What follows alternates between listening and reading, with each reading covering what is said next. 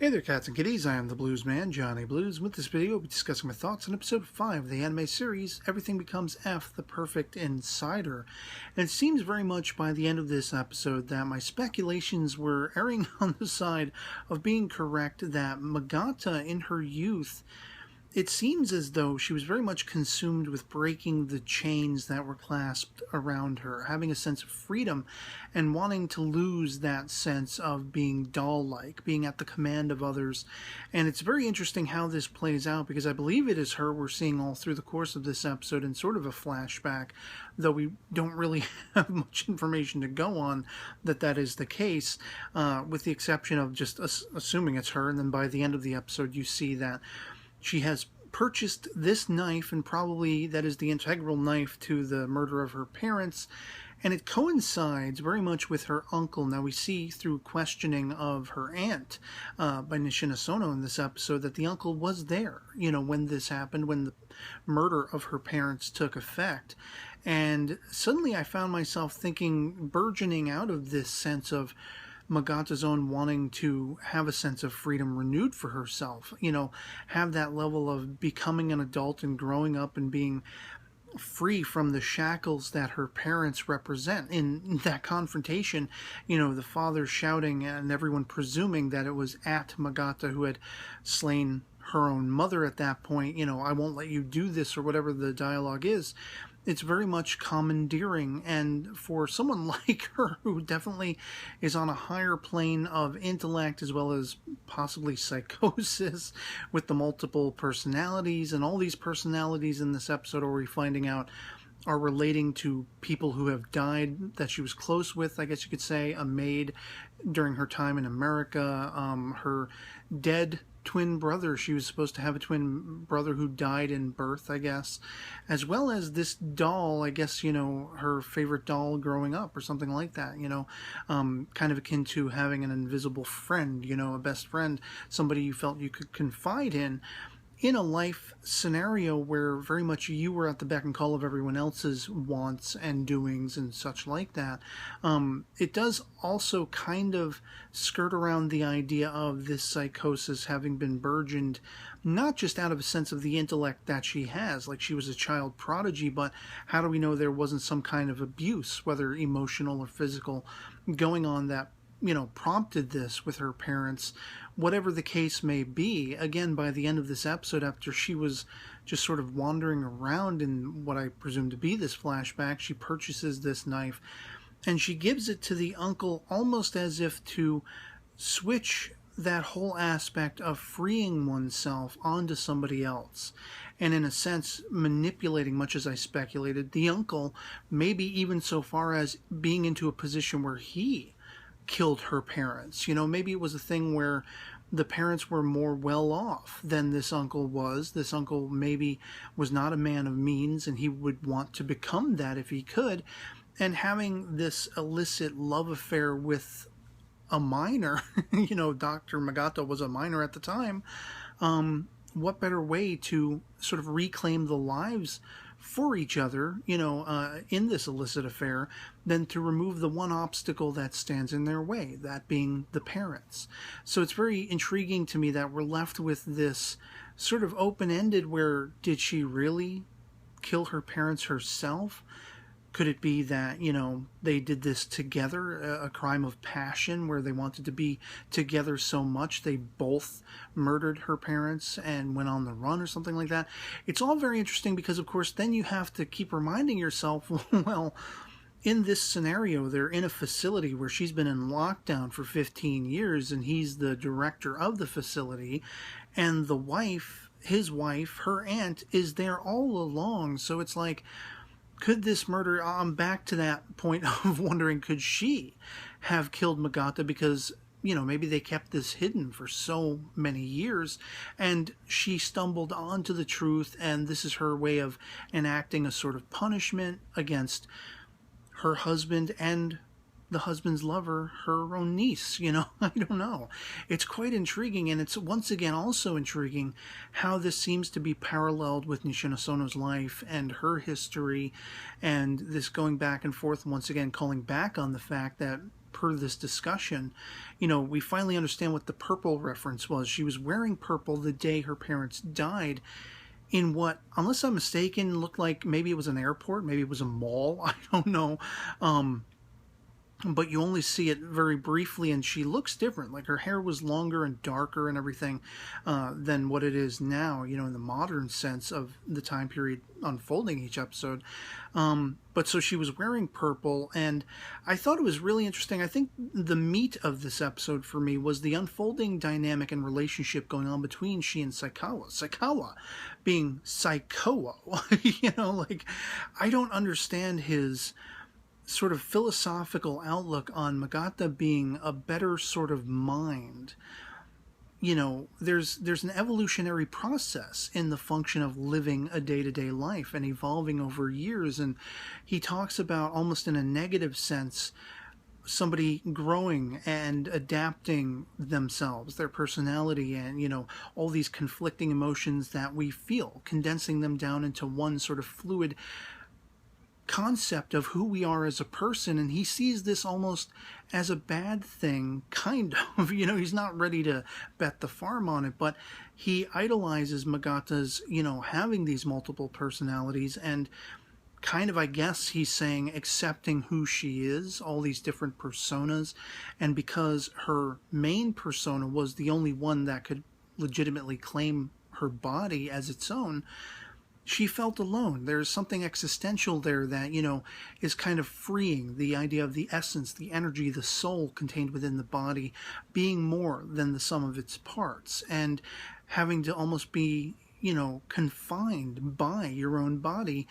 And the thing is, it gets very metaphysical in his interpretation of it, but it's also for a lack of living, I think, because he's very much talking about being consumed with this idea time and time again about quitting his position at the university, and he doesn't know what he wants to do, in the wake of that. It's kind of akin to the conversation we see in the flashback between Magata and her uncle about his being afraid to go beyond his daily routine and the life he's leading. He's afraid of that, and she kind of almost loses it. It's like it's come full circle with the flashback of her handing him the knife and saying, "Free yourself. Have no longer any responsibilities to hold you down, to keep you chained and confined." And that's very much the conversation happening between Saikawa and Nishina Sono. Only Saikawa isn't, necessarily advocating, thankfully, murder, which Nishina Sono kind of takes issue with. She's like, look, I'm not saying we should kill people here. I don't understand how you can also come at this same kind of, dialogue, the same kind of thinking, and actually you kind of sound like you're all for it, Saikawa. Like, you idolize the fact that she took the reins of her own life, and that played out to the murder of her parents and all this kind of stuff. But even if I call into question Saikawa's own take on the entire affair, and his still, we still see evidence of the fact that he's concerned for Nishina Sono in offering her food and the coffee, once again, which is always too hot, and the cookies and everything like that, and kind of ribbing her when she wants more breakfast, all this kind of stuff. There is a great sort of dynamic that we're seeing unfolding between them. It is odd, but it's still attractive to me as a viewer because it gets to the point. I think the highlight of this episode for me was Nishina Sono's answer to Saikawa's, admitting to both of them, really. I think he had yet to confront this thought process in his own mind, but of his wanting to potentially quit his position at the university, having to attend these meetings that he's completely bored and feeling confined by, bored with and confined by. And she's like, well, I can give you kind of the parameters, I can fund you, in essence, the lifestyle you want. You could go into business for yourself. And he makes sort of a reaction to this that at first stymied me. Like, I could kind of see where he would feel maybe chained down to her, like having to answer to her in a sense, and because of her interests in him, feeling like he wouldn't want to have any misplaced thoughts or feelings or, any sort of reaction to his accepting such a thing. But in fact, he talks about not wanting her to be chained down by him. And so again, it's that much more going to great lengths to be there for her and be concerned for her well-being, even though he's keeping his distance. And the whole time he kind of comes off of the entire conversation like he doesn't know what the hell is going on. And he's pretending like he's not really interested, and there's some part of him that is. But at the same time, I think there is some genuine aspect to his persona that's like, I want the hell out of here. This is too effed up. Everything becomes effed up, you know, going back to that once again.